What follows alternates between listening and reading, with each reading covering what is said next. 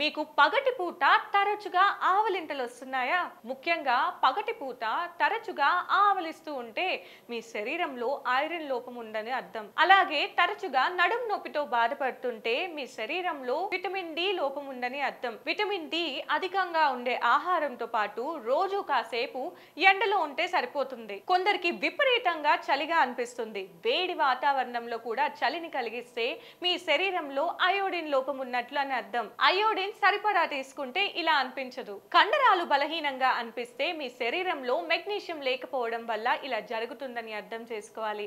అలాగే శరీరంలో vitamin B12 లోపిస్తే చేతులు కాళ్ళు ముద్దుబారిపోతాయి. దీనికి తక్షణ చర్యలు తీసుకోవాలి, లేదంటే మీ ఆరోగ్యానికి చాలా ప్రమాదం అని నిపుణులు హెచ్చరిస్తున్నారు.